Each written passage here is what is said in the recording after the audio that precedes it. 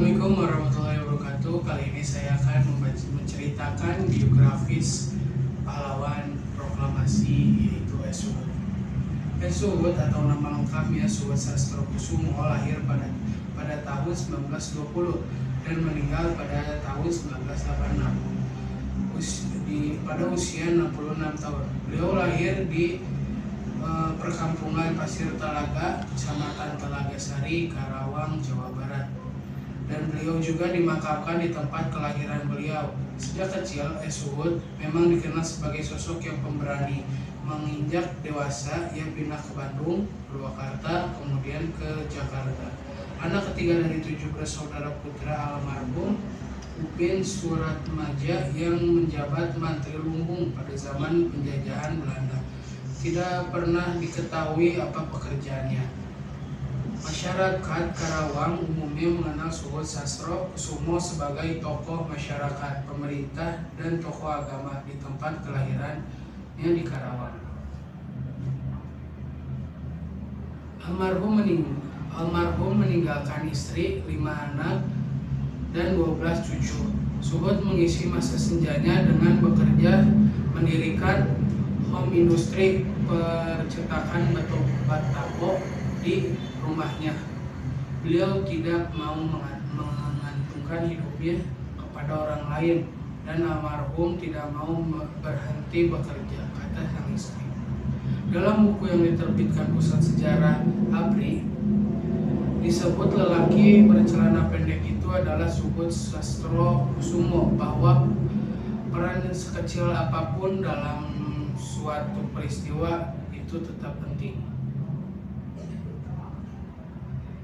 Walaupun Suhut tidak dikenal sebagai pelaku sejarah, boleh jadi karena pribadi yang sederhana. Orangnya dikenal santun dan penyabar.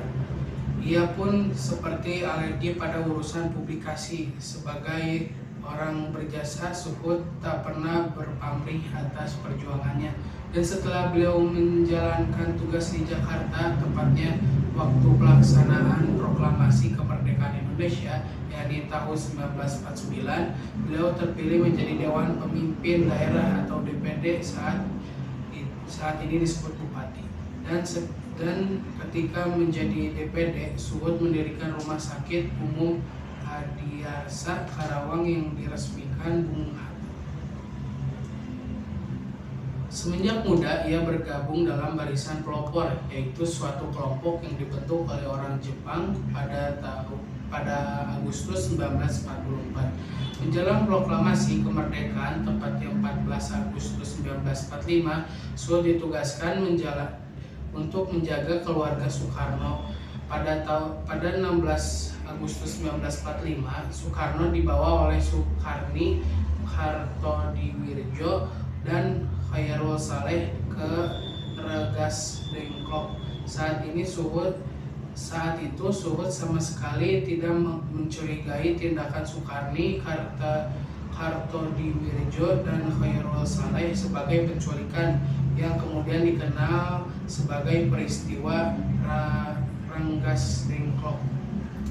Malam harinya, Suhut mendapatkan kabar bahwa Soekarni dan Khairul Saleh sudah kembali ke Jakarta bersama Soekarno. Keesokan harinya, pada 17 Agustus 1945, Sudiro, pemimpin barisan pelopor, memanggil para pekerja untuk menyebarkan berita penting terkait proklamasi kemerdekaan Indonesia yang dilaksanakan hari itu.